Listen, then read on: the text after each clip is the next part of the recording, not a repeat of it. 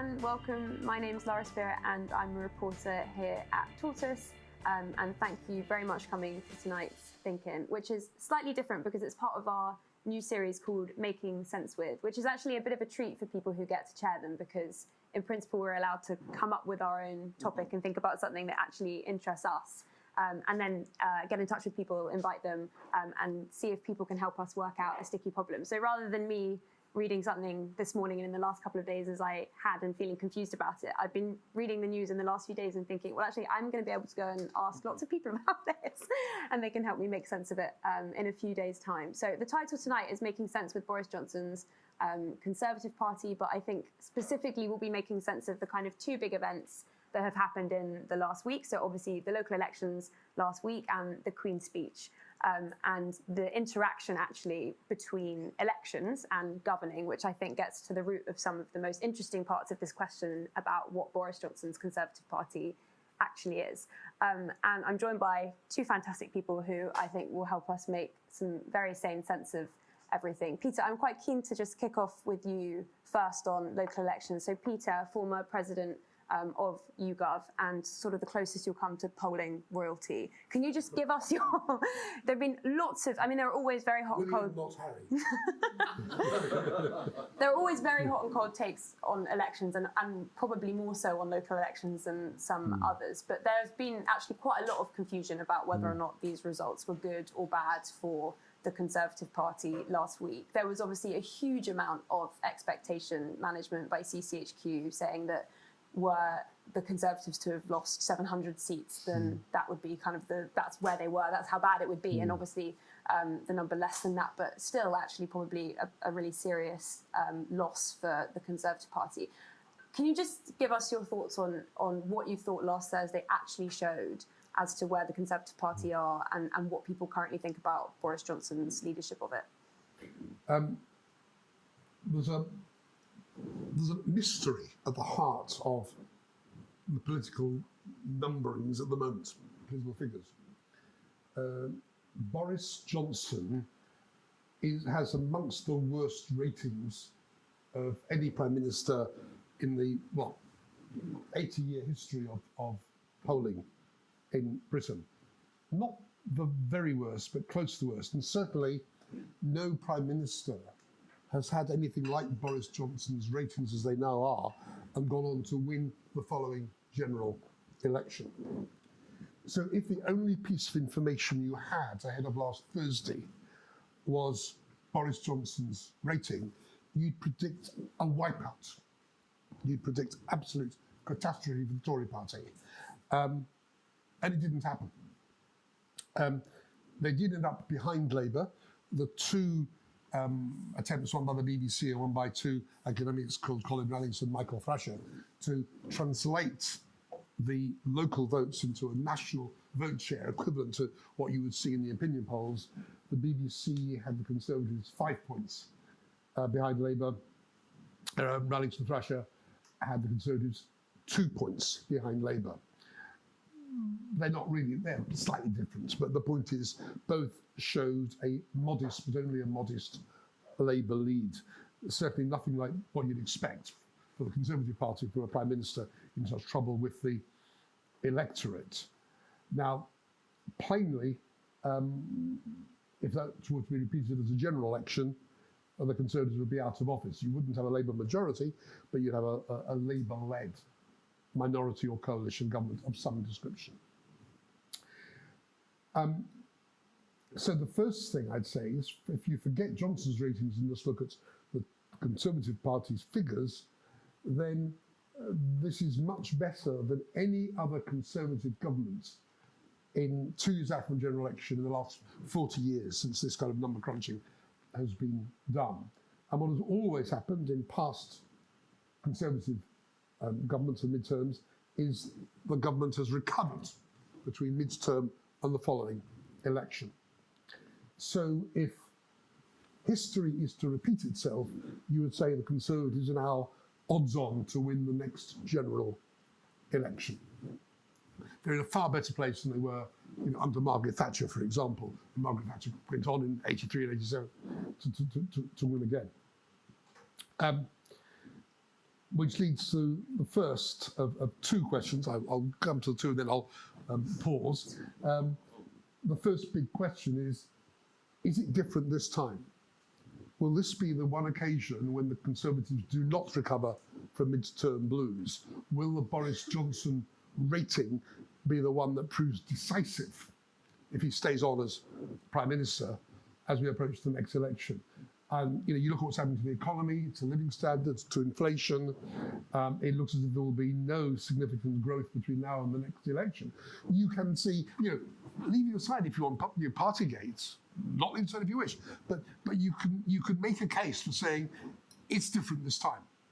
And I don't know. So question one is, will the Conservative Party recover as it always has in the past, or is this time different? And the second thing is this, coming back to the figures from last week, the Conservatives across Britain lost around 500 seats, which was at the top end of what they really expected. Forget the expectations game. This was worse than those expected, and worse than I think predicted on a narrow Labour lead in the overall national vote. So one of the things that seems to have happened is that tactical voting has returned. It does look as if, not everywhere, but in quite a lot of places where Labour was the challenger, Labour's vote went up, where the Lib Dems or in a few places locally the Greens were the challenger, their vote went up and Labour's didn't so much. But it does look as if Conservatives suffered from tactical voting, anti-Tory tactical voting. Now this happened a lot in the 1997 election. Labour would have won anyway, but Tories lost around 30 seats more than they would have done without tactical voting. It didn't happen at all for all practical purposes 2 years ago. Now, could it be that Tony Blair and Paddy Ashdown presents a different proposition from Jeremy Corbyn and Joe Swinson? I'd merely ask the question.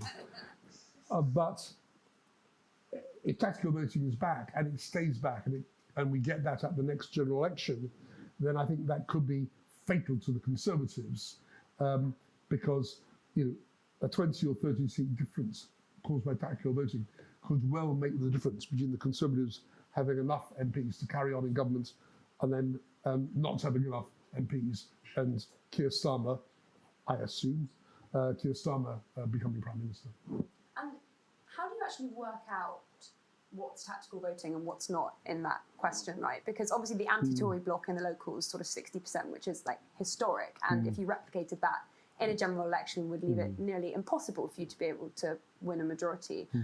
How do you know that it's not just kind of the locals or other factors at play? How do you know that there was definitely tactical voting in this instance?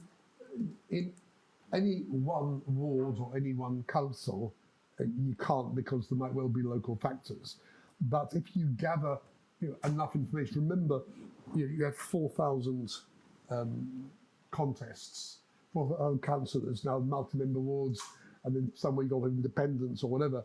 You're down to probably between 1,000 and 2,000 wards where you can make serious political analysis, and then it's laborious but straightforward to see what happened where Labour started off in second place at the last local elections, what happened to their vote in the Lib Dems and so on, and what happened where the Lib Dems coming second. Now, at the moment, I'm just saying my impression, because I've not done or seen done, it's just that, to my mind, from what one hears anecdotally, plus the fact they lost 500 seats on a really modest Labour leading the popular vote, it looks to me, it feels to me, feeling is perhaps not the most robust thing to bring to bear, but it does look to me as the tactical voting is back. Okay, interesting. And I should say that anybody here, please do weigh in with all of your thoughts at any point. Just put your hand up, and people at home, please raise your digital hand, and we'll come to you. My colleague Zav is in the chat, and I'm sure will flag. I want to come to John now, if possible.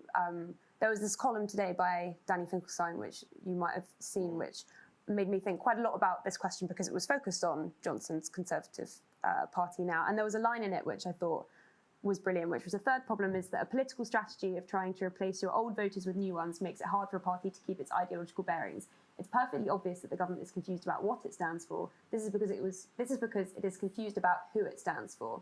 And this kind of what and who, I think it would be quite interesting to focus on. So Peter's spoken a bit about the difference between locals and generals and the extent to which we can extrapolate from Thursday onto the next election, wherever it may be. But I was looking at a statistic today, which was about the 2005 election. Obviously, you became Blair's Director of Operations in that year, which showed that Blair won a 66-seat majority on 36% of the vote. And obviously Labour won 35% of the vote last Thursday. But under today's demographic and under the fact that people live in different places now and people have different characteristics than what they used to in terms of where voters are aligned, that would be totally unthinkable now for a Labour Party to be able to win that majority on that national vote share, probably.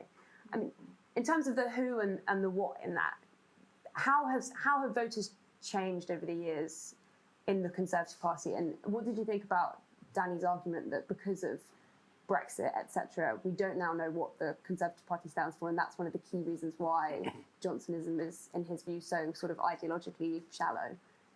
So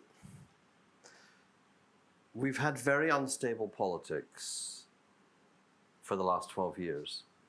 You have Gordon Brown thrown out just, the Tories not trusted enough to be given a majority under Cameron, so they have to have a coalition. So it looks unfeasibly strong. It wasn't strong.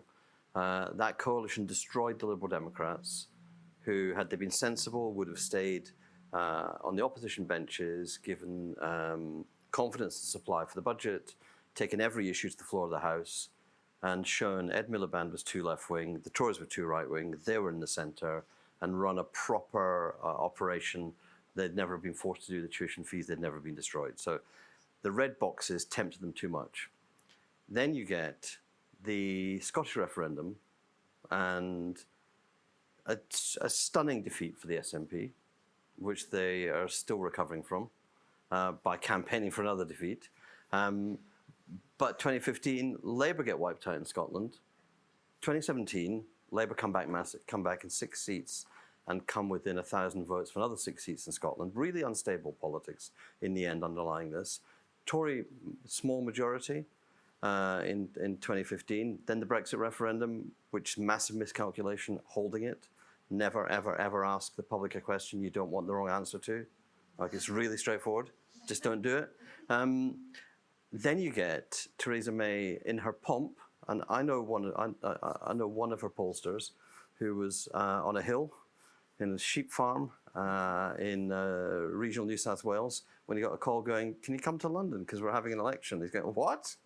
I was just checking whether they tested anything before they called the election. They hadn't. And that was it. That election was a chance for the whole country to basically go, not, we think Jeremy Corbyn's got some sensible policies. Theresa May ran on hard Brexit, and the country went, hold on a second, and took a majority away from her.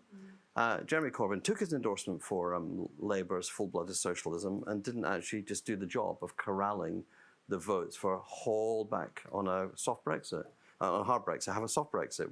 Politics be totally different. So you've got this instability, I think, in the politics. And Dominic Cummings was right when he posed the question, what have our great political parties come to when the offer they make to the British people in 2019 is Boris Johnson, Jeremy Corbyn? What is going on? Both of those people are alien to the traditions of their own parties. Now, they're both, Johnson and Corbyn, to me, are both symptoms of a crisis in politics. The crisis has been going on since the global financial crisis. Labour we've resolved our crisis at great cost. 200 seats in Parliament, that's not a basis to fight for anything apart from life and survival.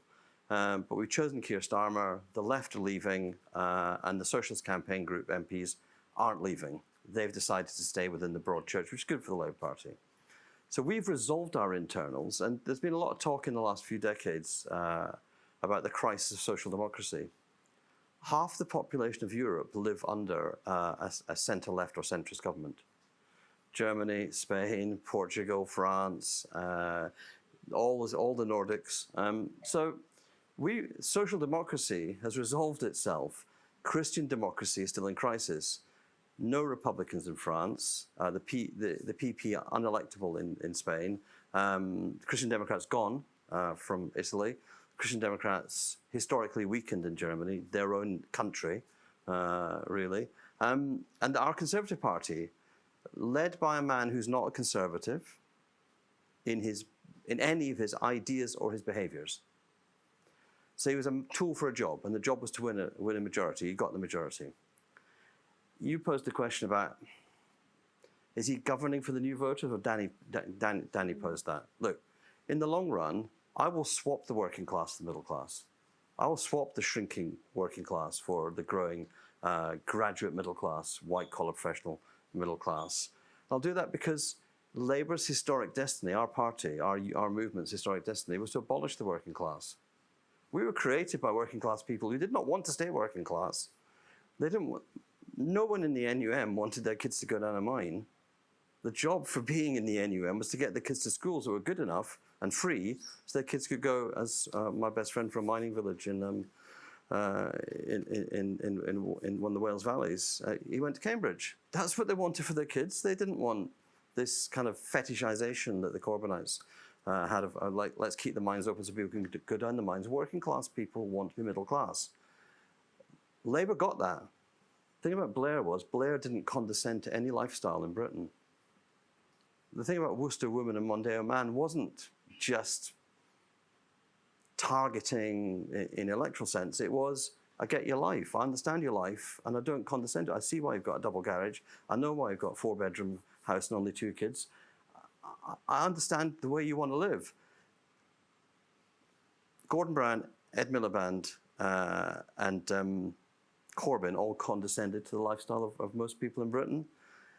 It's not clear that Boris Johnson doesn't look down on people. That's part of the Partygate issue for me is Boris Johnson was elected as a man you'd have a drink with, have a joke with, have a laugh with. Now he's a man who's laughing at you. He's gone from on your side to out of touch, almost irrecoverable. Now it would be recoverable if the party had a purpose. It's two things you need, it's a candidate and a cause. If you can't replace a somebody with a nobody, that's the crisis in the Tory party. They have nobody who's more charismatic than Boris Johnson. If he's put on the back bench, he's more charismatic than anybody who replaces him, which is a real challenge for the Tories. You could, if you had a project, an ideological project, which goes to this question again, Danny's question. The project of Rishi Sunak is to bring back monetarism.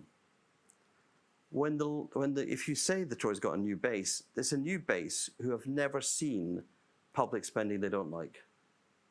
They're not opposed to public spending, they'd love more of it. So you've got a profound tension. Liz Truss, in her journey to where she is now, she herself has become Thatcherite. So you've got an anti-spending agenda at the top of the Tory party at a moment when, if there's a pendulum in politics, and I think there is, and I think this is different, but there are things that are similar to before. Under John Major, Thatcher Major, the public sphere, the public square was run down. The public eventually wants to reinvest in the public sphere. Under us, we spent too much probably. Towards the end, Tony wanted to peg back the spending, make it more efficient. Gordon wants to go on with the spending. 2010, the public said, you know what, we could actually peg back spending a bit. Cameron went too far. If Cameron had stopped austerity after the first 5 years, stopped welfare cuts, we'd still be in the European Union. He had Ed Miliband soundly beaten before Miliband stood to the election campaign, but Osborne and Cameron decided to do 5 more years of cuts. And it was as if politics is a game. We can do it. We can do another 5 years of cuts. Different situation, and we'd been in a completely different situation had we had carried on Alistair Darling's 1.5% to 2% growth from 2010 and had growth through the last decade.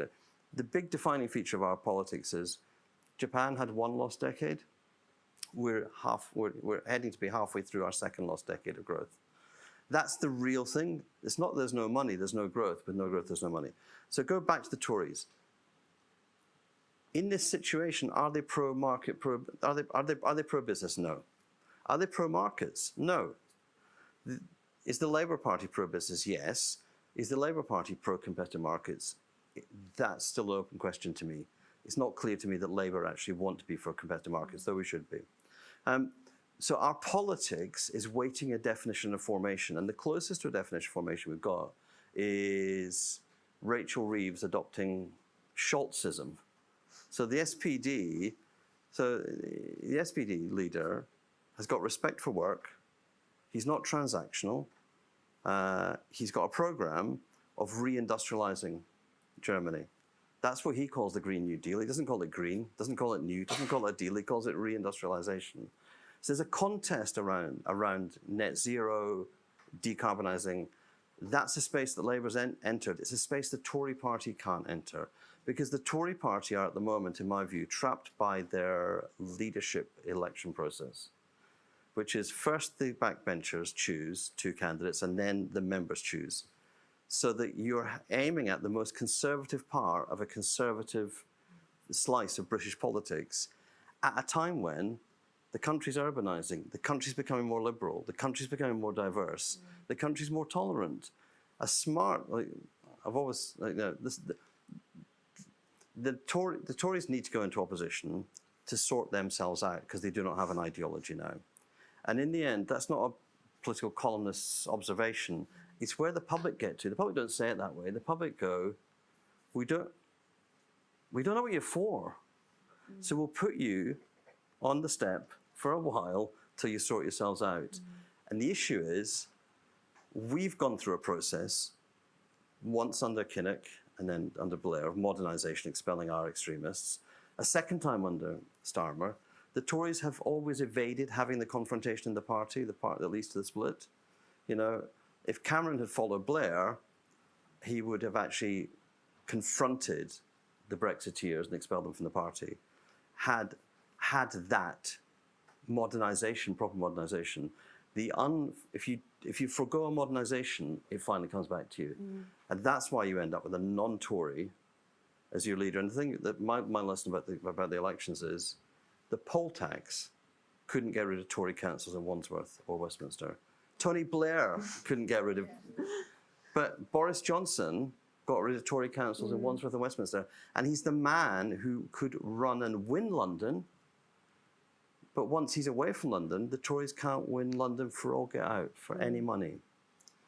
He's the leader who delivered them a new electorate. He's losing that electorate. Is there any other Tory on the front bench or the back bench who could secure those red wall seats? I don't think so. That's the crisis. The crisis is they know they don't have an 80-seat majority. They know they had a moment. They're never having Jeremy Corbyn again as their opponent. And they had a moment to, you know, if they wanted to, go right on values and left on economics in a classic populist way. But they've chosen not to. They've chosen to go anti-electorate in almost every single way. And the Queen's speech, is there a single bill in the Queen's speech that's necessary to address a single challenge facing the country today? I've not found one yet. I'm interested in people's thoughts on the Queen's speech as well, and also on people's thoughts as to whether or not there's anybody in the Conservative Party who you do think, as John doesn't, that could in some way replicate the success of 2019. But Matt, I want to bring you in because you actually wrote a column about this question. Somebody have a mic for Matt. A couple of weeks ago, which spoke to John's point about the Conservative Party being led by a man who's ultimately not a Conservative as we traditionally imagine them. Very much so, and I agree with everything John said, and fascinated by his remarks too. I mean, I think that the interesting thing about the Conservative Party now is that everyone has a traditional lens through which they perceive Conservative politics, which is, oh, it's gone left wing this time with Cameron, or to the right, or, you know, it's left, or that's for the red wall. No, that's for the blue wall. And actually, a much more profound change has come about, which is that the default party of government for the last century and the most successful governing party in the history of democracy, Western democracy, has ceased to exist. It has become a ragged, populist campaign movement. It's a club, it's a gang. And John's right. I mean, there is no centre of gravity to it all.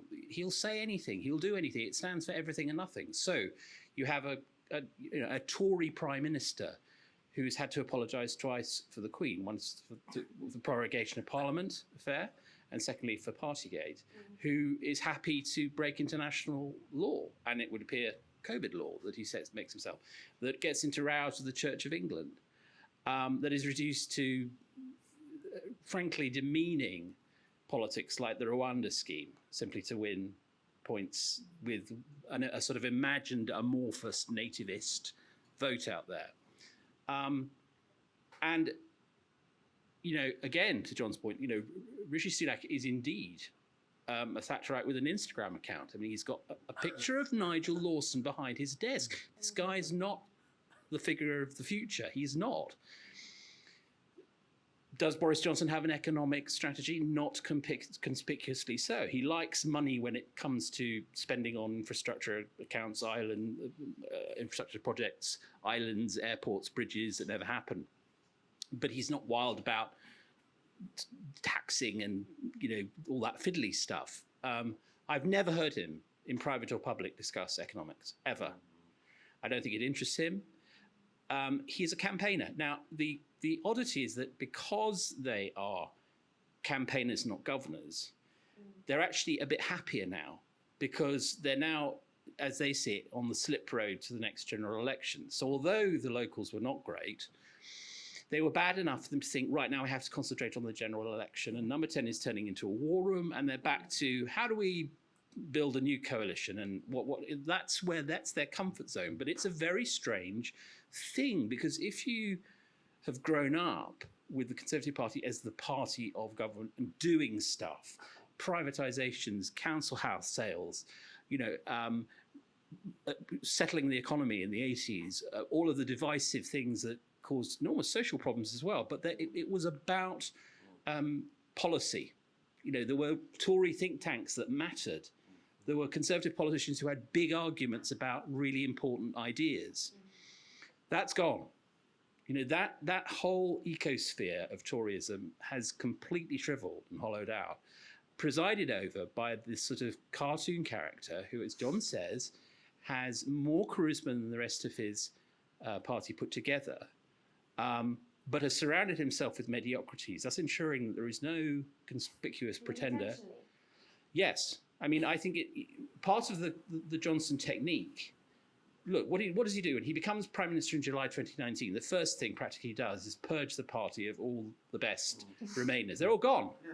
He gives some of them the whip back at the end as a sort of thank you present for running the country in various guises for the last 40 years. But they're gone. His cabinet is spectacularly terrible. I mean, this. We sit around sort of playing the parlour game of who in this cabinet is papabile, Yeah. I'll wait. And whether Tom Tugendhat has a nice haircut. I mean, it's amazing to me that the Conservative Party has reached this level, because hitherto there would always be the Conservative runners and riders piece that people in the lobby would have to write once every couple of months was the easiest thing to write, because they all had shadow campaigns, they all had differing views, they all had client journalists, they all, they'd speak to people who wrote political columns and say, well, of course, I'm not on manoeuvres. I thought you might like to know that I'm giving a speech, the meaning of which is, right? That's gone. So the really interesting question, I mean, understanding the Conservative Party under Boris Johnson is that Boris Johnson is killing the Conservative Party, except in this very narrow populist sphere of potentially winning elections. And I don't know what electoral coalition he foresees for the 2023/4 election, but that's the play now. It's just winning. It's about the acquisition and retention of power, nothing more. It's a big change. Lara, yeah, please come in. I respect John Mack a lot. I think you're writing off the Conservatives too easily. And I pick up the very final point you made. They're about winning. Clearly, the big thing that's changed in the last 10 years is, as a consequence of the Brexit referendum, we've had a realignment of the electorate. And what you've got, and I think it's very similar in Britain and America, a populist project which brings together two completely different groups. So in the Brexit referendum, the bulk of the Leave votes was the elderly Tory Shire vote, added on to the discontented industrial North, discontented Labour vote. It was the well-to-do nostalgic vote plus the alienated, discontented Labour vote. It was, Wokingham and Sunderland. Just as Trump was the retired millionaires of Florida joining forces with the redundant steelworkers of Pittsburgh, people who have nothing in common with each other except the fact that they hate the way America's gone and think Trump is the answer. Now, and my one criticism of Danny Finkelstein's article is that yes, that's right. That I think that in 10 years' time, this will be different. I'm not sure that Brexit, or at least the emotions by this sort of cultural wars conflict, I'm not sure they're spent. And it seems to me some of the sort of tokenistic things in the Queen's speech, and certainly the Conservative Party strategy over the next 10 years, is to try and reconstruct that Brexit coalition. Now, I hope they don't succeed. They may not succeed. But I wouldn't bet a lot of money against them succeeding. I think there could be at least one more election in this for them. Can I just clarify? I don't for a minute think they won't win. Right. My point is, why? What's the project? What is the stuff they're going to do? You know, with every previous Conservative Prime Minister, including Theresa May, Lord help us, you had a kind of idea of what stuff they were going to do. Now, we know that Boris wanted to get Brexit done because we heard it quite a lot. What else? Yeah, Tell me. Yes. What's it about apart from identifying people? But my only question is, does the existence or not of a project, is that necessarily decisive in electoral terms? I'm a numbers man, you know. No, and right. So I mean, it might well be enough. James? Matt, is there a risk that we're telling ourselves things that we believe and feel about the Conservatives over what, is the case about the modern Conservative Party? So, for example, when you say that, at least with Theresa May, we knew what the project was, not when she was Prime Minister. I mean, that was the real question. What is May's? And we asked ourselves again and again. I think the difficulty is that actually the Johnson project is very clear. It's just not very admirable. I think the Johnson project is a project which is about, in the phrasing of a kind of conservative spin doctor, would be restoring pride in Britain and being British. It's fundamentally around 1, Brexit, 2, the Union, and 3, remaking the map of the country with an agenda around infrastructure investment, industrial policy, a level of economic intervention. He's got a slight problem, which is, of course, that, Rishi Sunak doesn't seem to have the kind of economic chops to realise that, as John was saying, the country wants a government that spends, it doesn't want a government that taxes, and the only way that you thread that particular needle is that you increase debt. There is a way that he can deliver exactly what he wants economically, and then the cherry on top is culture. It feels to me as though all of that hangs together as a project which is, to coin a phrase, let's make Britain great again. And that is a project that, I just want to say one final thing, John, which is as shocking as it may sound, is going to play better in the midst of a cost of living crisis and a coming recession than Labour, because the likelihood is that the public breaks right rather than left when it fears that there's a problem with the economy. John? So it's worth looking at actually existing Johnsonism, to test what you were saying.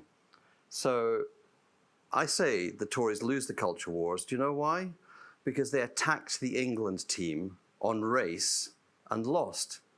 They went, it's a safe bet to bet against Black Lives Matter. Black Lives Matter, really important movement. I broke the lockdown to go to the Black Lives Matter demonstration. It was important to me, important to my family. That's what I did. Now, BLM are BLM. I'm with a whole host of their demands. The Tories decided that taking the knee meant you were marginal. Actually, the England team took the knee because they're against racism. And it turns out we've actually got a lot of mixed race families in the UK. We've got a lot of people who love the England team because they are mixed race, and they're good because they get there on merit. And taking on the England team over race and losing suggests to me that the Conservative Party are trying to conjure into being a Britain that doesn't exist. And I'm not being over optimistic about this, I'm just looking at something that actively happened. And to go to the economic issue, if levelling up was real, it would be called tackling inequality. The fact it's not called tackling inequality means there's no metric to measure success. So you get 78 pages on the history of the city.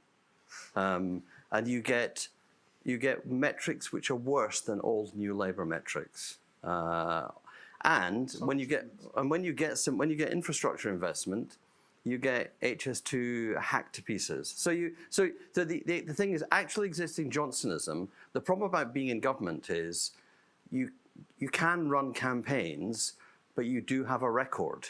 And when the record runs against your rhetoric, that is when the opportunity opens up. And I get your point about the pessimism about, will the public shift right?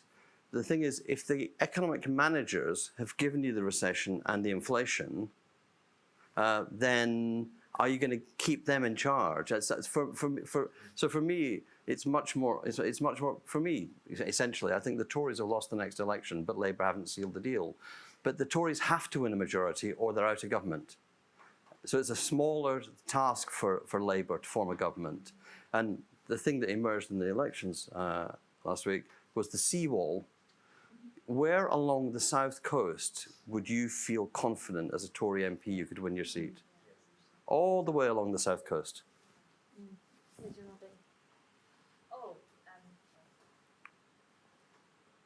Yeah, so I'm going to do that kind of thinking where I don't know anything about any of this. And all these really well-informed people have made clever points. But we've had a number of conversations here about what's the point of the Labour Party? Is its roots scoppering? We do that all the time here, right? And we never quite come up with an answer. And I always go away feeling really depressed. But I feel, and we've made the point that Boris, to me, in a nutshell, Boris Johnson's Conservative Party is a winning machine. We've made that point. I believe that is all it is. Yeah. And that is a terrifying prospect because they will do anything, whatever it takes. And they're really good at it. We've seen them do it before. I feel excited when I hear Peter talk about the return of tactical voting because that's a glimmer of hope, like that's a thread I can hold on to. I feel more excited when I hear John talk about reindustrialization as an idea that I think people could get behind, and all it would take would be to what James describes as the pitch, the ideological pitch of the Tory party. To me, and I'm old, I'm 46, is an entirely regressive, rear-view mirror facing story to tell. Right? To me, there's a whole generation of people that ought to be reading that pitch and thinking that is nothing to do with who I am, the country that I live in, the person I want to be, the future I want to have. That's nothing to do with it. And I can imagine all that is required is a charismatic leader, because it has to be. You know, Peter's point about Joe Swinson and Jeremy Corbyn versus Paddy Ashdown and Tony Blair is a point really well made. That is it. We need a charismatic leader to come and tell a story. It just needs one word, and if reindustrialization is it could be something else. But I can imagine that as a pitch, as something that you can get behind, because the political machinations of where the numbers are at are such that all it needs is an idea and a person. And that's what is so maddening about the situation in which we find ourselves in. You've got a vacuous, empty, borderline evil government who will do anything to win, and all it takes is a charismatic person with an idea to stop that from happening. Lara, go and find them. No, you're right. I mean, so people asking in the chat, you know, do policies matter now, given this question of policy? I think it's interesting the difference between a policy and an idea, which is what you're saying, which is some level of like idea is so much more important than policy. Vision. One other slight glimmer of hope, if you were to take your view, Liz, that some people have said in the last few days, and I'm interested in putting this to John and Peter, is this question of the future of the country looks very different to this vision of Johnsonism, be it the one that Matt's proposing or the one that James is proposing, right? It's this idea that, like you said, the country's becoming more urban, diverse, etc. And Peter, you said to me, I'm going to get the statistic wrong, but a brilliant stat before this started about every red wall constituency is within 10 miles of a university town or university. And if you look at the way that the vote for the Conservative Party or the Labour Party cuts now, it cuts primarily along age and education lines, right? With age being more of a proxy for education. And if you were Conservative, if you were CCHQ and you were looking at that, you'd be very worried. And if you were Johnson and you were looking at that, you'd be worried, right? But that might be the long-term trajectory. How much of that do you think could be relevant for the next election? Right. Thank you. Before anybody shouts, Blackpool and Workington, two towns which are a long way from. Yeah, but the great majority of red wall towns are, I think, within 10, 12 miles, within commuting distance of a university city. And if you look, whether you look at it from a social or narrow partisan point of view, what is happening is the absence of the young professional families in these towns, bringing spending power, bringing a demand for better local schools and hospitals, getting the housing markets going and so on. And so, obviously, if I was given total power, probably a bad idea, but if I was given total power to sort out red wall town, I would basically do two things. One is seriously decent transport links between the towns and the university cities nearby, and universities being compelled, bribed or whatever, to get departments, branches out in those towns. And that have reasons why professional people, either in those towns or commuting to the cities, will go and live in those towns. Let me take the broader point. And what you've both said.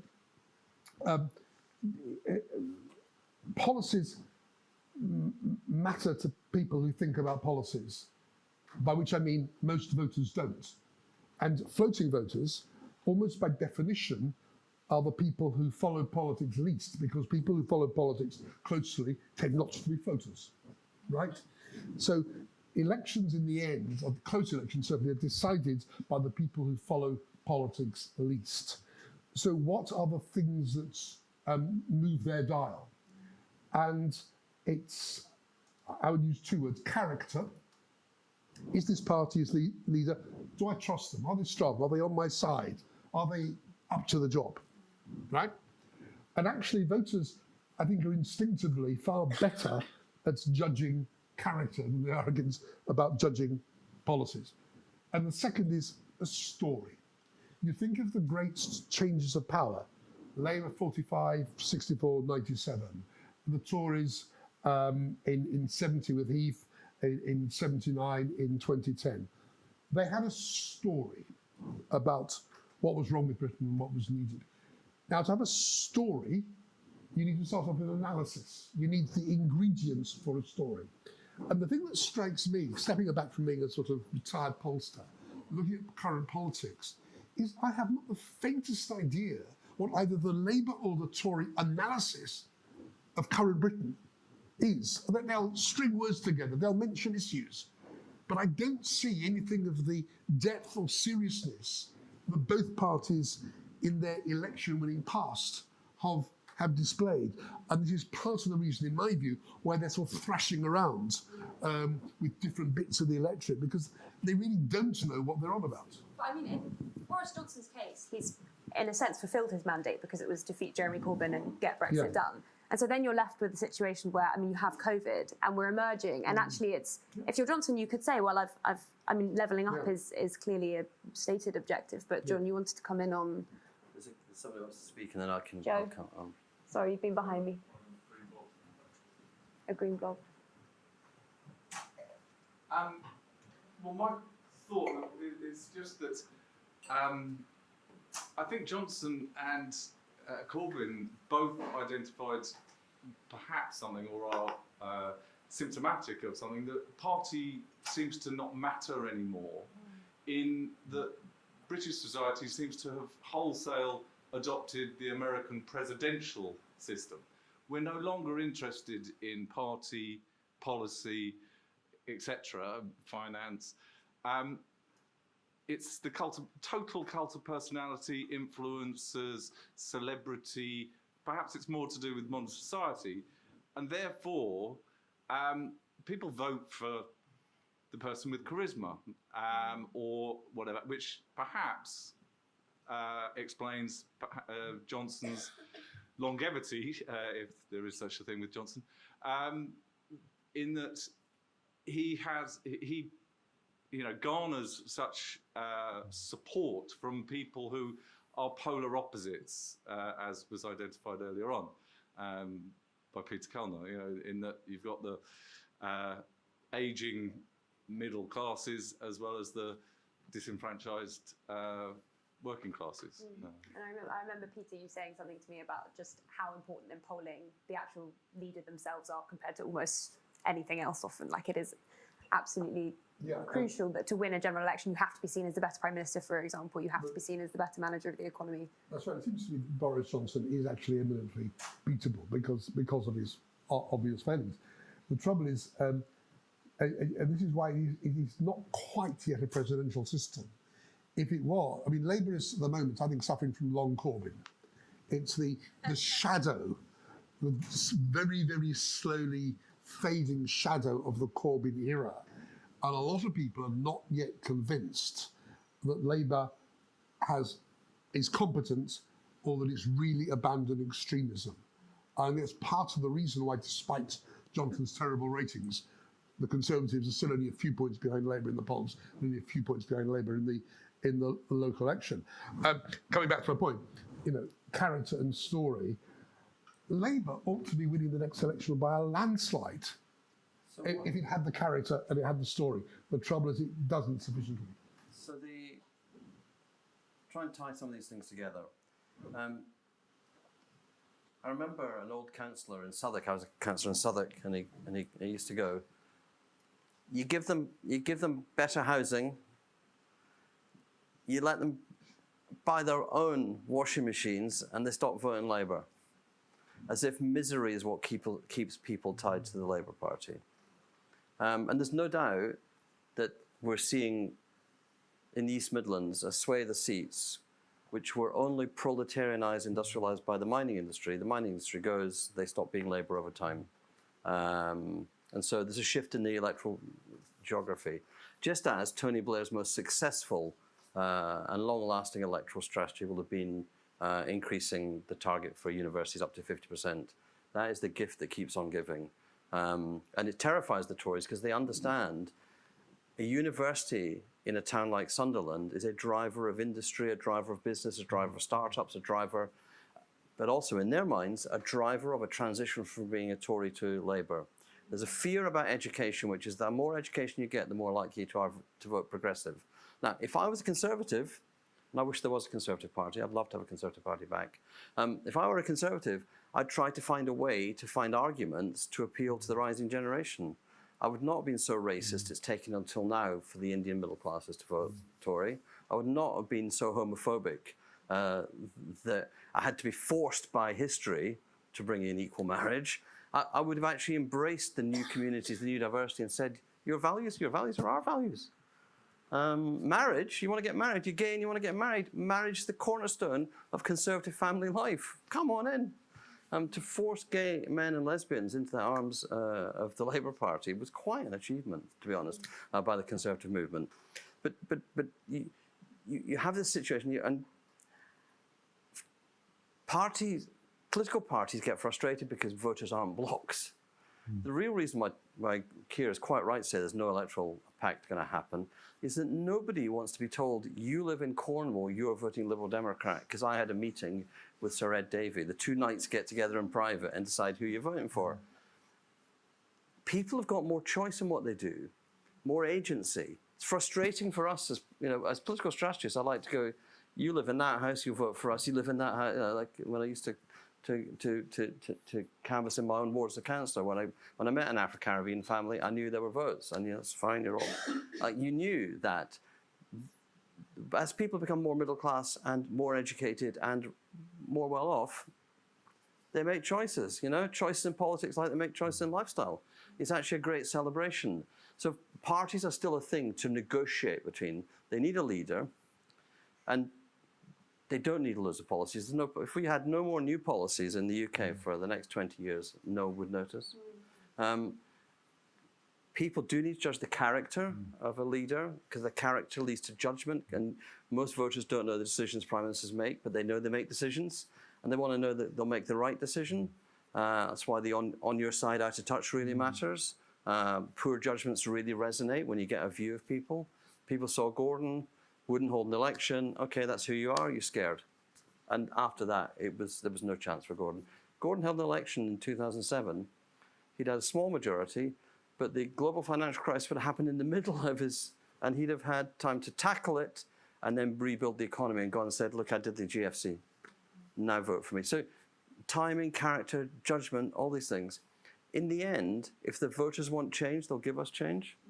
And I think one of the things about the blue wall around London is there's lots of voters who are Tory voters who don't like the Rwanda policy any more than I do or Matt does.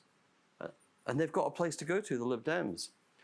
The Labour voting friends I've got who've moved to the home counties, they're not going to vote Labour in the home counties, they're going to vote Lib Dem. They're quite happy. There's an informal electoral pact. People are quite happy to do that.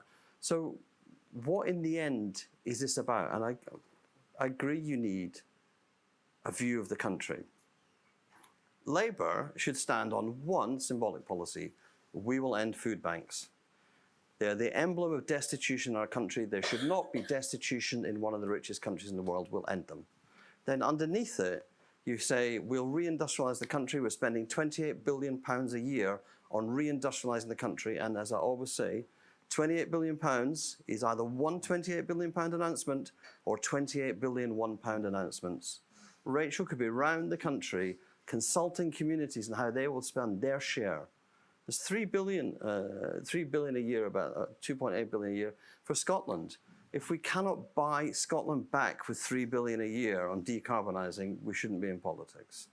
So you have an emblem, you have some pillars, and then you have some detailed policy underneath it. It's not that complicated to tell the story, because the other thing about storytelling is great stories need a protagonist, they also need a villain. We have our villain. Paul, before we end, we'll come to you because we haven't got much time left. Yeah, just going back to Boris Johnson's Conservative Party, it just worries me when we characterise them as a sort of hollow spectacle. They don't know what they stand for anymore. They're a shambles. It seems to me that the zealots who drove hard Brexit in the first place are still very much active and still very driving the agenda. When you see Jacob Rees-Mogg talk about privatising the DVLA and the passport office, for example, and explicitly talking about rolling back the state, it does seem to me that we're in danger sometimes of getting distracted by the front of house shambles that Boris Johnson represents and ignoring the very sinister things that are going on behind the scenes, which include attacks on the institutions of state, undermining public bodies, the judiciary and so on. So I think sometimes we need to keep our eye on the ball on what the Conservatives are really up to. Can I just say that half of me agrees absolutely. I'm horrified by half of you. The other half just says, sadly, I'm not sure that these are issues that will win votes, because to the extent some of the horrible things the Tories are doing, they will present, and many people will believe to be, they're tackling big historic obstacles to a decent life for everybody. And we can talk about the rule of law, we can talk about equity, we can talk about human rights and so on, but I think the Tories would love to get us talking about these things. So, morally, I agree with you, but in terms of winning an election, the sordid business of getting enough votes in enough places, one's got to be a bit careful about what one says. So my final point would be, Labour only win 1 in 3 elections. If you only win 1 in 3 elections, you better have a programme, right? So we did in 45, we did in 64, 66, we did in 97. There are big issues. Labour needs some big programmes to deal with that. And I think some of our challenges have got to the end of the settlement. So you can't fiddle with tax anymore. You've got to change tax. And I do think Rachel's right. We're a high tax economy because we're a low growth economy. Get to high growth, we can have fair tax. You start to build these structures, to put these structures together. But we have to say, this is the greatest country in the world. The only thing holding us back is the current government, because we have to be the people. Like, populism says it couldn't be worse if we threw it up in the air. And for ages, progressives have gone to people who believe that. No, it could be worse. And what we should say is, do you know what? You're right. It could be so much better. You're absolutely right to feel that anger, that energy. Let's channel that energy into making this the great place for you to live, or a great place for your kids to come back to. Just don't be like East Texas, a great place to be from. Thank you. Okay, and it falls to me to sum up very briefly because I know we've run over, but thank you so much to everybody for coming this evening. I think I've made some greater sense of it. If I had to sum up very quickly, I would say that in the long term, it seems that the Johnson project is going to run out of steam, that you can't run simply an election management office without some sort of vision that you actually follow through of. But I think in the short term, we've probably decided tonight that we're not 100% sure what the alternative is, either within the Conservative Party or actually in the Labour Party either. So thank you for joining me. If you have any thoughts, and some of the people in the chat who put brilliant points that we didn't get to come to, please do get in touch with me, lara.spirit@tortoisemedia.com. And I believe we've got another ThinkIn tomorrow, though it escapes me exactly what that is. Should we stop flying tomorrow? Brilliant. So please all come along to that. Thank you.